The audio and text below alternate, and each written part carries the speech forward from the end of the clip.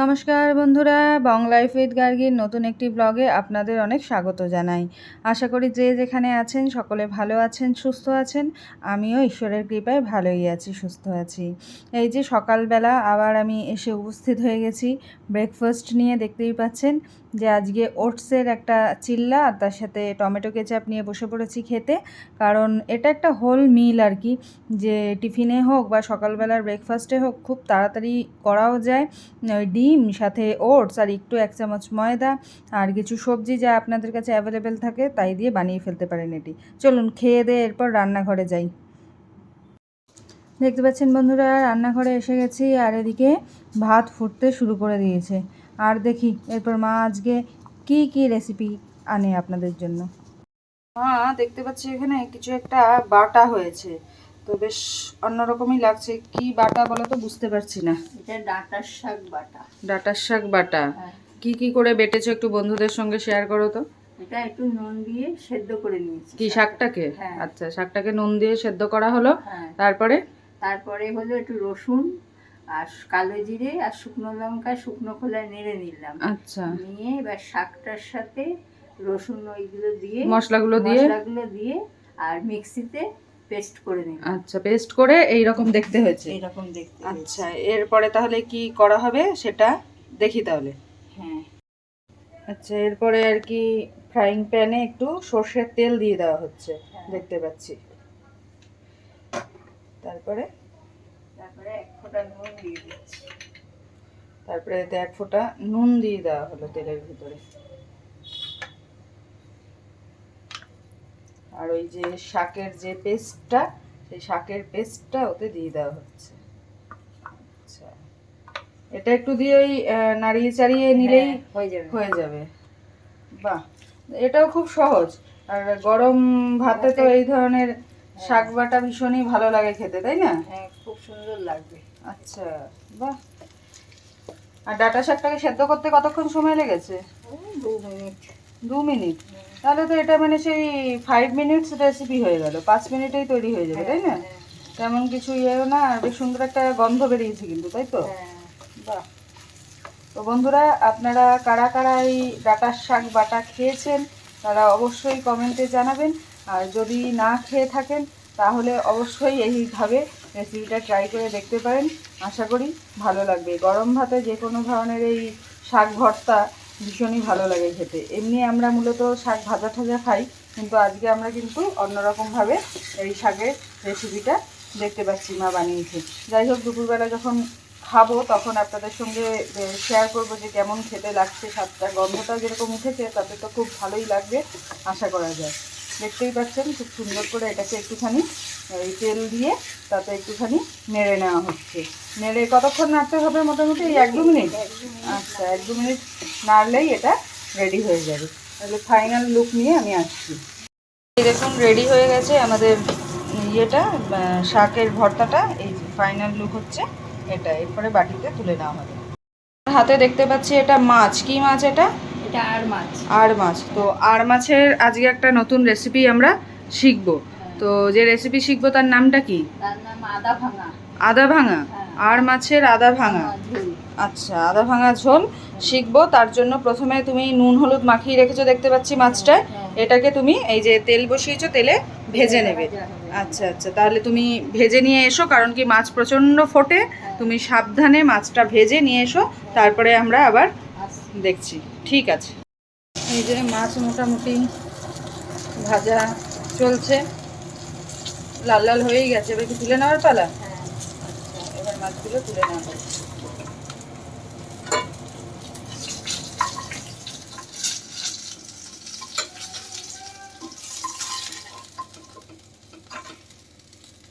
হয়ে গেল মাছ ভেজে তোলা। এবার তেলে দেওয়া হচ্ছে কালো জিরে ফোড়ন। কালো জিরে দিয়ে দেওয়া হলো। এবার তার সাথে সবজি দেওয়া হচ্ছে। আলু বেগুন।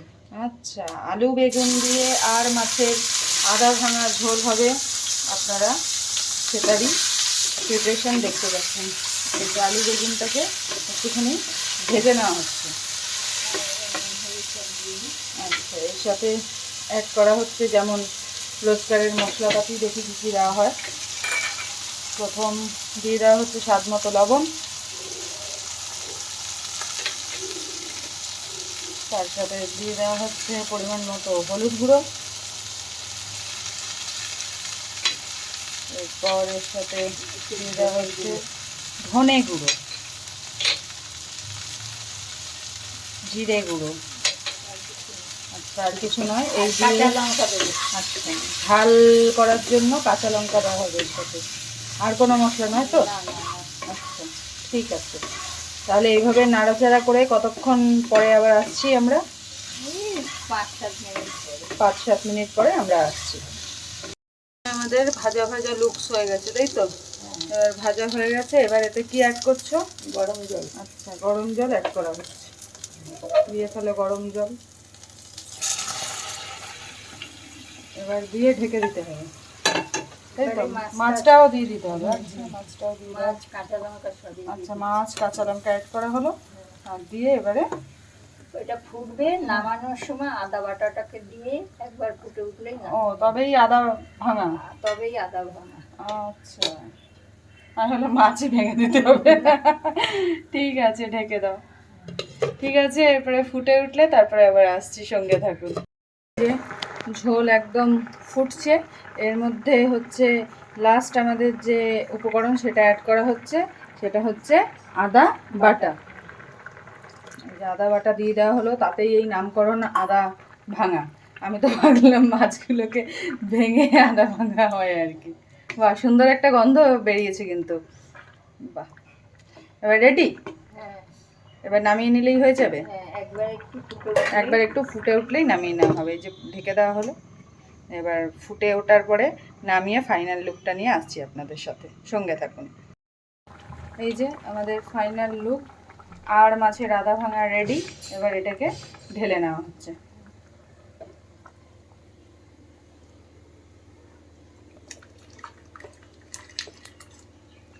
খুব সুন্দর একটা গন্ধ উঠেছে। কারা কারা এর রেসিপিটা আপনারা ট্রাই করেছেন অবশ্যই আমাকে কমেন্টে জানাবেন, আর যদি না ট্রাই করে থাকেন তাহলে অবশ্যই বানিয়ে তারপর কীরকম খেতে হয়েছে সেটা জানাবেন। এরপর আমরা আসছি আর একটা রেসিপি নিয়ে, সঙ্গে থাকুন। এই যে এবার কড়াতে তেল দিয়ে দেওয়া হচ্ছে। এবার আমরা কি রান্না দেখতে চলেছি মা? এই চুনো মাছের ডাঁটা দিয়ে তরকারি, কালো জিরা ফোড়ন দিয়ে। আচ্ছা, খুব সিম্পল, একদমই কোনো মশলা টশলা না। আচ্ছা ঠিক আছে, টপাটপ তাহলে করে ফেলো। এই যে তেল দিয়ে দেওয়া হলো, আগে মাছটা ভেজে নিতে হবে, তাই তো? এই যে নুন হলুদ মেশানো চুনো মাছ, সেটাকে ভেজে নেওয়া হচ্ছে। ভেজে নিয়ে আমরা আবার আসছি। দিয়ে দাও। মাছগুলো ভাজা হয়ে গেছে দেখতে পাচ্ছেন। এরপরে আমরা রান্নাটা করে নেব, সঙ্গে থাকুন। এবার তেলের মধ্যে দিয়ে দেওয়া হচ্ছে কালো জিরে ফোড়ন। আর দেবো রাঁধুনি। রাঁধুনি? বাহ, রাঁধুনি ফোড়ন। আচ্ছা, কালো জিরা আর রাঁধুনি ফোড়ন দিয়ে দেওয়া হলো। এর সাথে দিয়ে দেওয়া হচ্ছে পেঁয়াজ আর কাঁচা লঙ্কা, দিয়ে একটু নাড়াচাড়া করে নিতে হবে। ওয়াও, রাঁধুনির কিন্তু খুব সুন্দর একটা গন্ধ বেরিয়েছে। এরপরে দিয়ে দেওয়া হচ্ছে আলু লম্বা লম্বা করে কাটা, আর তার সাথে হচ্ছে ডাঁটা। এটা কি ডাঁটা? এটা হচ্ছে কাটোয়ার ডাঁটা। আমরা এটাকে কাটোয়ার ডাঁটাই বলে থাকি। আপনারা কে কী বলেন একটু কমেন্টে জানাবেন। এবার স্বাদ মতো দিয়ে দেওয়া হচ্ছে লবণ,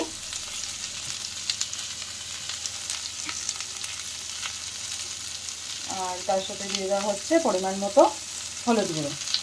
আর কিছুই দেওয়া হবে না। এবার এটাকে ভালো করে একটু নাড়াচাড়া করে নেওয়া হবে, ঢেকে ঢেকে এটাকে মানে সিম করে করে আর কি, ঢেকে ঢেকে এটাকে একটু মজাতে হবে আর কি।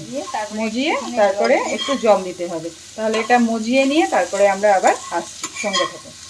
এই যে দেখতে পাচ্ছেন মোটামুটি মজে এসেছে। এরপর মাছটা অ্যাড করে দেওয়া হবে। মাছটা দিয়ে একটু জল দেয়। আচ্ছা, আর দেখি মাছ মাছ দিয়ে দেওয়া হলো, তার সাথে অল্প জল অ্যাড করা হবে। এই যে থালা ধোয়া বাটি ধোয়া জলের একটা আলাদাই গুরুত্ব রান্নার ক্ষেত্রে, রান্নাকে টেস্টি করতে। এই যে করে নেওয়া হলো, এবার একটু ঢেকে দিতে হবে, তাই তো? 5-7 মিনিট। তাহলেই আমাদের রেডি হয়ে যাবে আমাদের চুনো মাছের চচ্চড়ি। ডাটা দিয়ে চচ্চড়ি। ব্যাস, তাহলে এরপরে আমরা একদম ফাইনাল লুক নিয়ে আপনাদের সামনে আসছি। এখন ঝোল ফুটে গেছে, একদম রেডি বলা যেতে পারে, তাই তো? এবার হয়েই গেছে, এবার নামিয়ে ফেলার পালা। ঠিক আছে, নামিয়ে ফেলো। একবার শুধু একটু নাড়িয়ে নিয়ে নামিয়ে ফেলা হচ্ছে। তাহলে আমাদের চুনো মাছের ডাঁটা চচ্চড়ি রেডি। নামিয়ে নেওয়া হচ্ছে।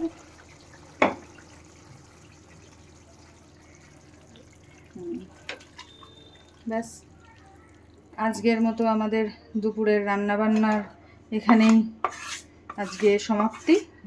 এরপরে আবার আমরা অন্যান্য কাজকর্ম সেগুলো সেরে আবার খাবার টেবিলে আপনাদের সামনে আসছি। সঙ্গে থাকুন, দেখতে থাকুন বাংলায় উইথ গার্গী। দেখতে পাচ্ছেন যে রান্নাঘরের কাজকর্ম সেরে স্নান টান করে আমরা একদম চলে এসেছি খাবার টেবিলে। কর্তামশাইকে অলরেডি মা খাবার বেড়ে দিয়েছেন। কর্তামশাই শাক ভর্তা দিয়ে ভাত খাচ্ছে, আর সাথে টিভি চলছে, টিভিতে নিউজ দেখতে দেখতে আর কি খাবার দাবার খাওয়া হচ্ছে আমাদের। আর মা যতক্ষণ থাকে মাই আর কি পরিবেশনের দায়িত্বটা নেয়, মা অন্য কাউকে দেয় না, যে ভালো করে মা আর কি পরিবেশনটা করে। আর মা থাকলে বলুন না, অন্য কাউকে দিয়ে কি আর কাজ করাতে চাইবে? মেয়ে হলে তো কখনোই নয়, তাই নয়? যাই হোক, এই খেতে বসে পড়লাম আর কি আমিও।